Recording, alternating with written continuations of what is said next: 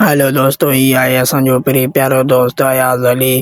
जीअं त असां घर वेठा हुआसीं त अयाज़ अलीअ मूंखे ॿांह ॾेखारी। ॿांह ॾिठोमांसि त सोॼ थी वई हुयसि। अयाज़ जानीअ चयो त हल मस्तु दिल फीणो रखिणाए अचूं वॻड़नि ॾांहुं। सोचियोमांसि त उहे किथे आहिनि, जीअं आस पास में आहिनि। हिकिड़ो नंढिड़ो आहे जेको फीणो रखंदो आहे, जेको आहे सो उहो फीणो रखाए अचां। इंशाअल्लाह सूरु हटी वेंदो ॿांह फीणे रखण खां पोइ। असां पंहिंजी मौज मस्तीअ में खिलंदा रहियासीं। उन खां पोइ साईं असां गाॾीअ खे किक करणी हलियासीं साईं। वरी अॻिते वियासीं त हिकु नज़ारो नज़र अची रहियो हो, जेको रस्ते जो तमामु बहितरीनु नज़ारो हो।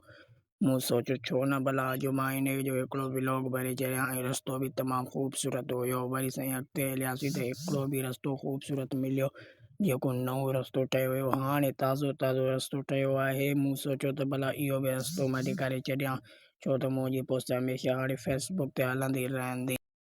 उन खां पोइ छा थियो त अयाज़ जानीअ खे अख में मच्छर पइजी वियो। मच्छर पइजण खां पोइ अयाज़ अलीअ खां अख मां तमामु घणो पाणी वही आयो। ऐं उन खां पोइ त उन अख मां हिकिड़ो असांजो प्रिय प्यारो दोस्त वरियाम अलीअ अख मां हिकिड़ो मच्छर जो दाणो कढी उहो मूंखे ॾेखारियो। मूं पुछियोमांसि छा हुयो? चई मच्छर हुयुसि, अख मां हलियो वियो हुयुसि। मूं चयो ठीकु आहे, हाणे सही थी वेंदो। उन खां पोइ साईं असां समोसा खाइण वियासीं।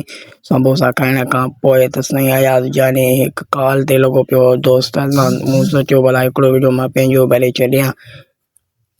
इहे आहिनि समोसा जेके असां ठारूई शाले वियासीं खाइण। ऐं उन खां पोइ एतिरो त मज़ो हुयो समोसे में, जो तव्हांखे मां छा ॿुधायां। वरियाम असां सां गॾु हुयो। वरियाम खे बि असां पंहिंजो समोसो खारायो। उन खां पोइ असां अॻिते आयासीं त ॾिठोसीं त असां सोचियो भला अॼु मथे में सूरु पइजी वियो आहे। ठारूई शाह खां ओर बाननि खां बि ओर ते असां आयासीं त चांहि जो हिकिड़ो कट हुयोसीं।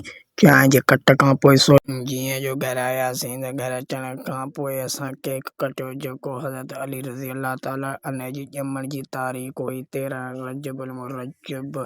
दोस्तो, जीअं तव्हांखे मुंहिंजो व्लॉग पसंदि अचे त लाइक ऐं शेयर ऐं फॉलो ज़रूरु कजो।